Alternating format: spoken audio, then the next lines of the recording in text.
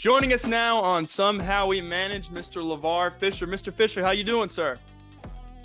Man, life can't get any better, bro. I'm loving it. How about yourself? Man, that's what we like to hear. Doing well here from sunny Wilmington, North Carolina. Where are you zooming in from today? Charlotte, North Charlotte. Carolina. Okay. The Queen City. Yes, sir. What's going on in Charlotte these days? What's going on in Charlotte? Ah, man, just living, bro. I'm living the life, man. There's no complaining in my life right now, bro. You know, beautiful daughters, family is healthy, I'm healthy. Although I found out yesterday I need to get a knee replacement pretty soon, man. These knee bone on bone, man. But I'm doing well, bro. Life is good. Well, that's probably after a career of getting after it for several years in the Oh, yeah. NFL and college football. That tends to happen. Yes, sir. So I want to start from the beginning with you. I want you to, give me a little rundown. What was life like for you growing up in Beaufort, North Carolina?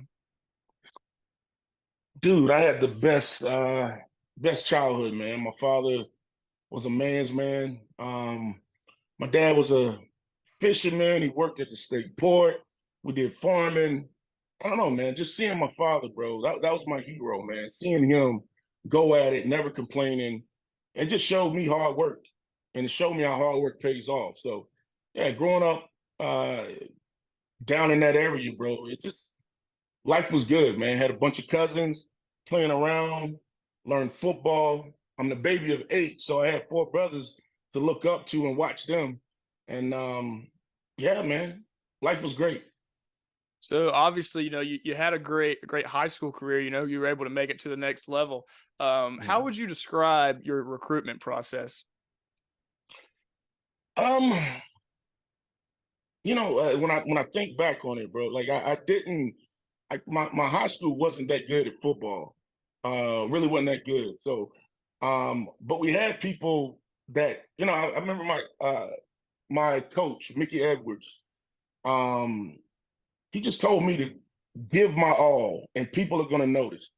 Because it was people recruiting me to go to other schools. I had cousins that wanted me to go to big time programs, and after talking over with my family and and coaches, the best situation was to go right there at East Carter High School, and they told me, man, you put in the work, people are going to notice, and they got my film out, and people recruited, man.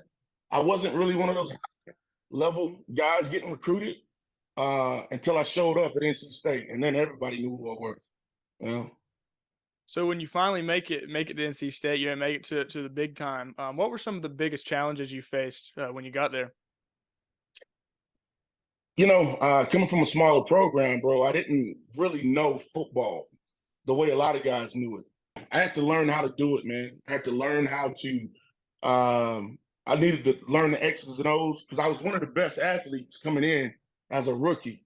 Ton of speed, ton of power. I just didn't know where to go. And once I learned that, once I knew where to go, man, that's when everything just fell into place. And my athleticism matched up with the stuff upstairs, man. And that's when the big hits come in because you know where they're going already.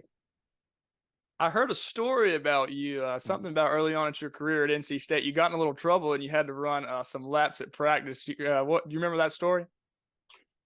Shucks, man. Which one, man? I don't. Shucks. Your room, from what I remember, your roommate was late to practice or something like that. Oh man, my boy KJ Stone, man. This was the first day of practice, bro. And I remember waking up. I woke up, and for whatever reason, I had this loyalty to my roommate. Like he just, for whatever reason, man, he woke up. Some people just wake up dumb, you know. And KJ just woke up. He was all dazed. He didn't know where to go, and I just refused to leave him. I mean, he's putting on his shoes slow, everything. We had already woken up late, and I remember, man, I don't think I've ever been that nervous in my life because we finally got there and we had to go down the hill.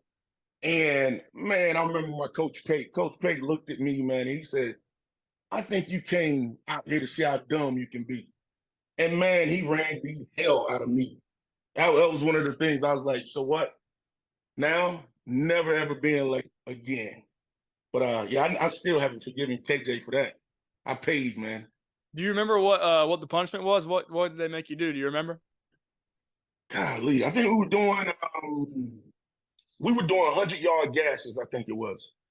Usually people do 50-yard gasses. We did full-length gasses, and I think Coach Pate made me do about 20 of those things. Yeah, I was there for a long, long time, bro. Um, my legs still feel that. So one of the more memorable moments from your time at NC State, at least in my mind, is the upset of Florida State in 1998. Mhm. What do you remember most about that game? That was the first game I ever started, man. I became a starter at that Florida State game. So I'm a rookie, fresh out of high school, and I think it was like the second or third game that I had been playing in. And I remember Coach Pate threw me out there. It was me and Edric Smith, two freshmen straight out of high school, and now we're playing against Florida State, the dominant power. And I remember I was numb the whole game. I don't even remember much. I just was out there running, hitting, and it was the funnest thing I've ever experienced in my life, even to this day. So to give people a little bit of context about like who Mm-hmm. Florida State was at that time, in the ACC. I Mm-hmm. mean, they that game, it was the first conference. I think it was the first conference away loss they'd ever had since they've been in the ACC. I mean, they just dominated. Give the people just a little bit of context of just how dominant they were in the ACC at that time. Oh man, Florida State, they championship every year. Those guys were going national championship every year. They beat everybody in the ACC every year. They just didn't lose.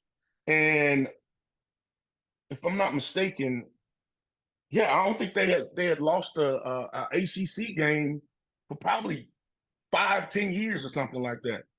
And we can't, man. Oh my God, that was amazing. Getting out there, we had so many interceptions. We blocked some punts. It was an out of body experience to the whole team. I'm gonna give my producer Jr. a little shout out here because he played with you at NC State, and he's told me those legendary stories about the celebration that went on after that game. What do you recall about what went on post game? uh, I remember Mel. I'm not even gonna put him out there. I'm not gonna put him out there. But let's just say, I think it's police still looking for Mel back there. They're looking for an unknown guy. Yeah, no, it was amazing, bro. It was, you still seeing guys take the goalpost down, uh, parties like you've never seen in your life, bro. Obviously, if we were recognizable, we couldn't have went anywhere because we were. I mean, we probably could have. Every guy on the team probably could have ran for mayor and won that night. Um, it was amazing, bro. So aside from that, what were some of the more memorable moments from your college career? Oh man. But I just remember friendships. You know what I mean? The friendships were everything. Well, um, like I mentioned, the male, this real life thing that we're experiencing now as grown men, they don't teach you that back in college. So I think some of the most memorable things are just the stories that we have together. The things that made us laugh, the friendships you made, and being together all the time, bro. Because we ran as a team, we bled, we lost, and we won as a team, and it was amazing. But if you're asking specifically for football events, man, it was, yeah, the Florida State wins. Um, Individually, man, I still remember uh, one of the best things ever was to look in the stands and knew exactly where my mom and dad was sitting every time, bro. I still remember that. They since I've since lost them. That was the best thing in the world. And then just the big hits I made, bro. When they always say big time players make big plays. You don't talk about it, you be about it. And I was about it, man. I made a lot of game time hits and it just changed the course of the game. Some of the things I was doing, and I'm pretty proud of it, man. A small town boy that wasn't highly recruited, people didn't think was going to amount to much, and yet I am on a magazine, or I am that go-to guy, and became a leader at NC State. So, yeah, I remember those things. To talk about being, a small town guy, you finally reach this dream of making it to the NFL, making it to the highest level, right? Mhm. What's going through your head, when you're running out of the tunnel for the first time in the NFL? Um, well, my first game, oh Jesus Christ. And JR knows, well, I think JR definitely heard me tell the story about my first NFL game, bro. I was pumped up. All I was thinking about was being on ESPN. I was thinking about everybody seeing me, all the haters that ever said I wasn't gonna make it, all these people that said, you know what, he can't do it. And all I could think about was, man, I'm proving all these people wrong. And plus, I'm thinking about assignments I had, because I was so nervous. And I remember I'm on kickoff team. Man, I'm pumped up, bro. I'm yelling. Everybody's going crazy. You see all the people in the stand. I mean, TV cameras everywhere. Um, I rub Vaseline on my arm so I look nice and shiny. It was so funny. Hey, I'm on ESPN, bro. That's all I could think about. First play, kickoff, run down the field fast as I could, man. I'm avoiding the wedge, or trying to avoid the wedge. I avoid one guy, two guys, and next thing you know, boom, first hit ever had in the NFL, bro. I got knocked out. I mean, I remember, I don't even know who it was. One of the trainers just, it's like I came to, and I'm on the sideline. I don't remember anything, bro. But I remember I did get on ESPN, and everybody saw me getting knocked out. I mean, flying through the air, bro. It's funny when I think about it, but it was one of the greatest times I ever had going out there on that field, man. But I take a lot of slack from friends nowadays, and but hey, man, that's just a lesson in life, man. You get knocked out, you get back up, you keep moving, you keep it on, man. Football taught me everything, bro. Who were some of the guys that you gained the most respect for in your time in the NFL? Oh man, when you're a young guy, man, you think you're gonna feel the way you feel forever. You think you know what, I'm gonna play 10, 15 years and that's it. And so the guys that made it past 3, 4 years, because the average is only 3 years, um, I gained so much respect for those guys that kept their body uh in great shape. They ate well.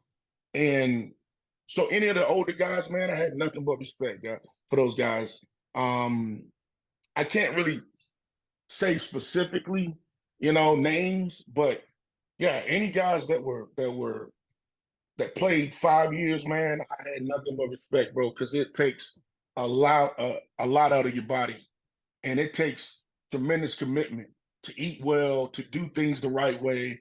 I mean, to stay out of trouble, man. You got all that money, bro. Like, it's trouble lurking around every corner. So any of those guys that did the right things, man, I'm nothing but respect. So yeah, talking about being able to do the right things, being able to stick it out in the league. How would you describe the mindset, the competitive edge that's required to make it in the NFL? Well, young guys don't understand that uh, everybody's fast in the NFL. Everybody's smart. Everybody is there for a reason. They made it. So it's not like you got some kind of edge like you in high school, you got that edge because you're a better athlete. Everybody is dominant athletes in the NFL. And it's all about the film study. It's all about how much do you want to get an edge on the other guy by looking at the small things. I mean, because the little things make the biggest plays in the NFL, bro. Just the tiniest edge you can have. So that was it. I mean, just having that mindset of looking at film and feeding your body right, bro. That was where it was, you know. So I'm glad you talk about, the young guys, right? Because most of Hmm. my guests, I like to ask them about how they feel about, this new age of athletics, NIL, the transfer portal, all this stuff. So I'll Mm. ask you the same thing. How do you feel about, all these new things coming about in high school and college athletics, really? Man, I'm so envious, bro, because I think back like Jesus Christ, if I could have had like like have some of these deals and be in the situation I was in, if we look back, I would have got paid from these things, man. I would have been sponsored by so many different people. I'm definitely envious, and it's about time, bro. You know how much money these schools make off of jersey sales, off of they can put a pic, they can be out there selling pictures of each and every guy and making all this money, and you got a scholarship. That's all they want to say is, you're getting a scholarship, which is a amazing thing. But man, the money that they make and the money, because a lot of guys, all it takes is one hit, man. All it takes is one injury and you're done. So a lot of guys don't make it out of college. So imagine if they could get those deals like they are now, and you getting your family set up for the long term, because those guys are not. I mean, bro, it's equivalent of hitting the lottery to make it to the NFL. Many don't do that. On the subject of injuries and whatnot, you were part of the 2011 lawsuit against the NFL for concussion related injuries. What was the reasoning Mhm. behind that?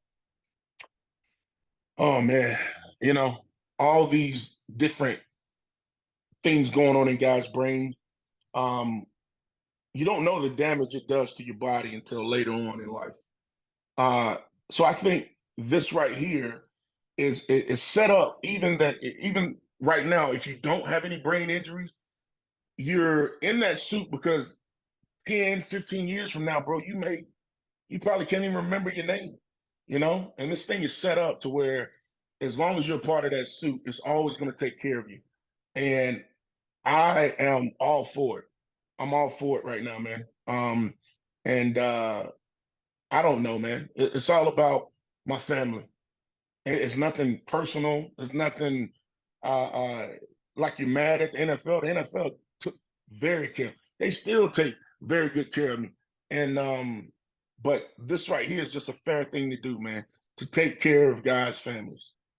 Do you feel like the trainers and the coaches that were mentored you in college and NFL? Do you think they always had your best interest at heart? No, I mean, look, they want to win. They These trainers have pressure to start guys and to win football games. Uh, if you don't win, you're gonna be out of there. So I think they did what anybody would do is try to get you out there on that field. Um, but some of it was just dangerous, man. I don't think they knew, even though they were trainers and had all the education in the world, they didn't know brain injuries to the extent they do now.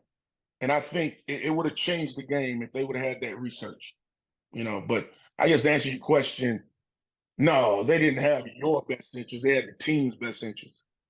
Yeah. So I will we'll give things a bit more of a lighthearted feel here. So Mm. give me your worst memory of getting yelled at by a coach. We talked about Coach Pate earlier today, but we can talk maybe about the NFL, college, whatever. Give me Yeah. one of your worst memories of getting chewed out by a coach. Man, I can't even say it's the worst memory, but Coach Payton did something to me that I didn't know if it was a compliment or the biggest insult ever. Um, One of my teammates, I think I was a junior. I was a junior in college, and we had the new guys, the freshmen came in, and we're in a meeting after one of our football games. We're in a meeting, and everybody's in the room, and Coach was looking for Clayton White. And Clayton White came in the room and sit down. And he's like, "Hell, Clayton, where you been at? What is going on?" And Clayton was like, "Oh, Coach, I'm sorry, man. I had a grade 2 concussion." He said something like, "I had a grade 2 concussion." And Coach Payton looked at Clayton He said, grade 2. He's like, hell, Levar so damn dumb, he don't even know what a concussion is. And I'm sitting there like, what the hell did I. And later on, as I'm thinking about it, I'm like, I don't know if he just gave me one of the best uh, uh, uh, praises or one of the worst insults ever, because I'm sitting there like, is he saying that concussions don't stop me, or is he just saying I'm a dumbass player? And it was one of the funniest things ever, man, when I look back at it. But yeah, that's probably one of the craziest things getting chewed out by Coach Payton. So JR JR says you have a really good Mike O'Kane story. I believe it was halftime of Wake Forest game. I got to hear this in your words, bro. oh man, bro. Yeah, it's crazy because Mel reminded me of it today, about Coach O'Kane at halftime. And Coach, he always tried to do these little antics of pumping people up and trying to get the best out of you. But this guy, he wanted to put some fire in us. And I remember he was trying to get the best out of everybody. He's yelling, he's screaming, and he's like, hell, you got to grab him by the throat. And one of the assistant coaches, Doc Holliday, I think, he said, you guys got to go out there and you got to grab him by the throat. And when he said grab him by the throat, he grabbed Doc Holliday right by the throat. He grabbed him by the throat. And you can tell Doc Holliday had no idea it was coming, man. And everybody's looking. But instead of, I think, pumping us up, it was the funniest shit I ever seen in my life, man. And but yeah, that's Coach O'Kane right there all day, man. Plus, he was emotional coach. So, you also played for a pretty flamboyant coach in Chuck Amato, Oh man, this loud Italian guy. yeah. What do you remember about Amato? I know he could be pretty loud and obnoxious at times. Coach Amato loved me, man, and I loved him, bro. The first meeting we had, um, he brought me in the room, and he was just having a small conversation with me. But the first words he said to me is, he's like, you want to change your family's life? He's like, he asked me questions. Do you want to change your family's life? And I'm like, yes, yes. He's like, so you want to go to the NFL, right? And I'm like, yes. And he's like, you want to be an All-American? Yes, coach. Yes, I do. You want to win Defensive Player of the Year? And I'm like, hell yes. I'm pumped up in this meeting, man, because all I wanted was a coach to like really believe in me. He's like, you want to be Defensive Player of the Year? I'm like, yes. He's like, you want to change your generation's life in your family and change your future kids' life. And I'm like, yes. Every word he said, I was like, yes. He's like, keep doing what you're doing. It was just like that. I was expecting him to be like, all right, just do A, B, and C. And he was just like, after all these questions he asked me, and I was like, yes, yes, yes. He ended it just like that. Keep doing what you're doing. All right, get the hell out of here. And I'm looking at him like, oh, but that was the most motivational thing I've ever had done to me, said to me in my whole life. And Coach Amato believed in me, man. He loved me. I loved him.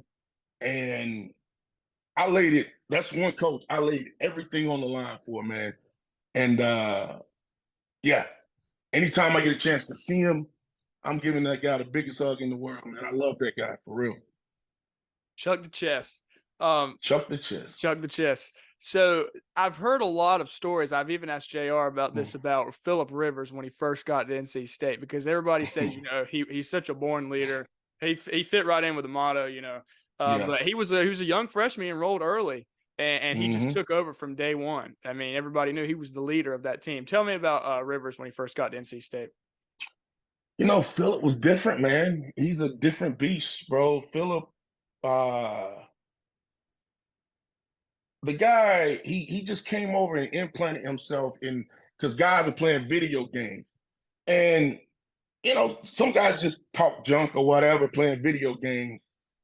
Philip got into it, bro. This dude was, he was over there playing video games and just yelling and screaming and competing, even in video games.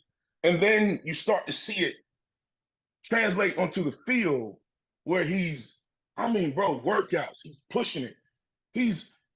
You just start seeing this guy, and you're like, "Dang, this guy is different, man. This guy is freaking different." And then you start seeing it at practice, the way he was just taking control and the study habits and all these things. Uh, and he was low key one of the biggest trash talkers you ever. He knew how to do it better than anybody. Um, Philip was different. He definitely was. He's a born leader, man. Yeah, I love the guy to death, man, and has nothing but my support. And that's why he's going to the Hall of Fame, man. Well, and another guy who should be in the Hall of Fame already, Mr. Mm-hmm. Torrey Holt. What do you remember about Oh Torrey? man, Torrey, bro. I just remember being in awe of Torrey when I first came to college, man. After practice, you should see this dude catching I don't know how many balls after practice. He's just sitting there. All you hear is that loud zoop of every time a ball was hitting his hands. And I also remember, man, I thought they were gonna kill me one time because Torrey came in and you don't supposed to hit him. You don't supposed to hit somebody like Torrey. And I remember he came in, man. He had a little in route, and I remember tagging Torrey, like hitting him hard. Boom! I remember practice stopped. Everything just stopped. Torrey got up, smacked me on the head. Good job, man. Good hit, Fofo. That's how he said. He never called you by his name. He just called you by the number. Good hit, Fofo. He popped up, ran back to the crowd, and I remember all the coaches looking at me like, "You might be the dumbest mother." A bunch of superlatives, and I'm like, I knew then you better not ever hit Torrey again, man. But yeah, Torrey, man, he led by example. Do you think he'll make the Hall of Fame soon? Oh yeah, he's definitely gonna make it. He will make it. Um, it's unfortunate that it's taking this long, bro, but he's gonna make it. And I've had this conversation with Jr. I think they're going to give Rivers a hard time too because he never won the big one, never brought that championship home. But he's definitely one that deserves it. I mean, the numbers speak for themselves. The same with Torrey. I mean, it's just both of them, top 10 in their respective categories. I mean, it's unreal at this point. No, I think Philip will be a first ballot, man. He'll be a first ballot, bro. He was different, man. Being a wide receiver and being a quarterback and making it, yeah, the numbers are right there stacked for Philip to make it. So actually he'll be coming up here soon. He's been out a good 4 years now. He might be coming up. Is it next year? Yeah. I think he's gonna be first ballot. At least I'm praying, man. Any NC State guy, bro, I'm rooting for him a million percent. Torrey's gonna make it. Philip is definitely gonna make it. So I want to talk a little bit about your career, post football. What made you want to start speaking to youth? I used to have my football camps back in my hometown, and just to see how they hung on to every word I would say, and to see the impact that just giving somebody a high five made, man.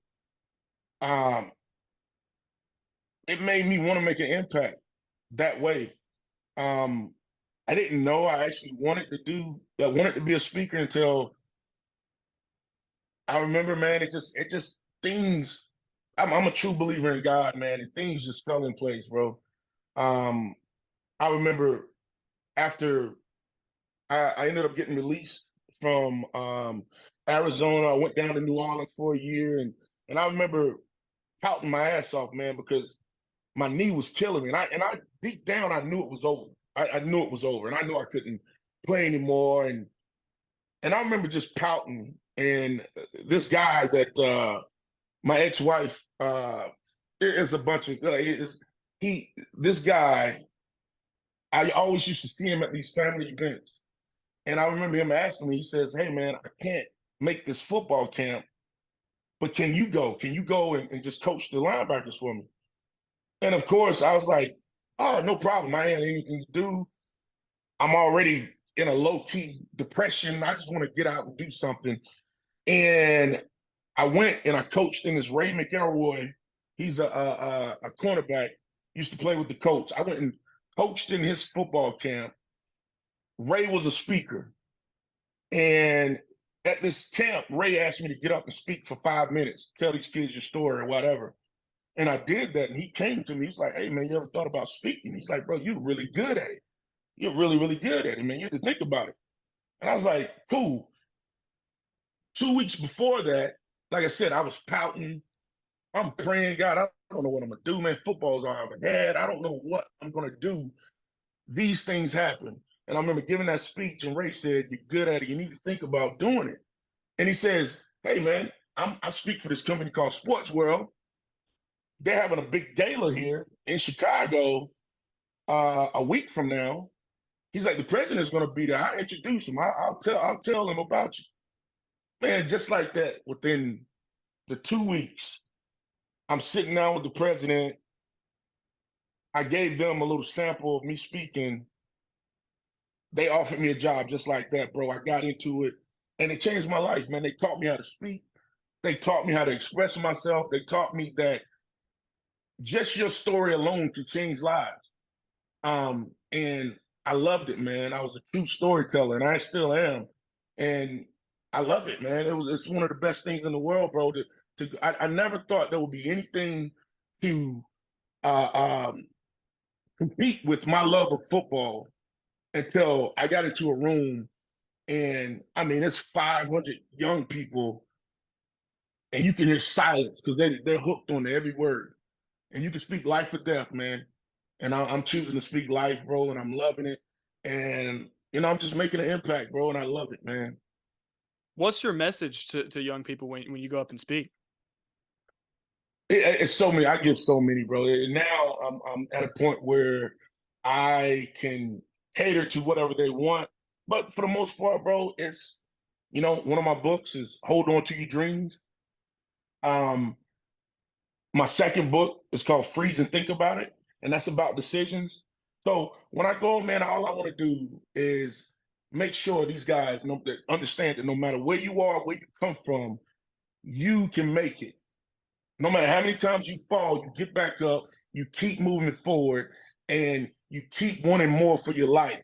And understand that it's bigger than just yourself, man.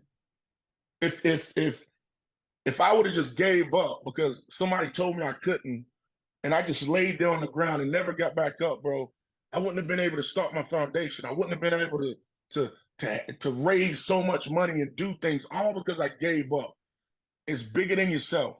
The things you want, the dreams that you have, the things that you dream about doing in your life, you always need to go for that dream. Always need to go as far as you can in life because you never know who's watching you and what kind of impact you're gonna make on those lives, man. And the next thing is just, I want them to understand that decisions in your life are gonna change for the best or change for the worst in you, man. So always just think about the decisions you make in life. It's gonna dictate your tomorrow, every decision you make. And you want young people to just do that. If you got in the car with your best friend and then they did something silly, it could change your whole life. It could change your whole life by getting in the wrong car. Or for anybody that want to just be out here just having sex willy-nilly, man.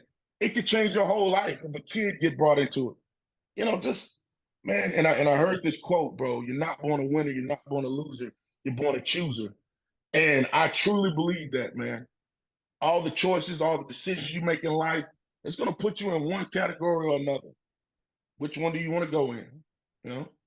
You're born a chooser. I like that. I might have to stamp that in my bathroom or on my mirror, man. I really like that. That's hey, man, it's good, man.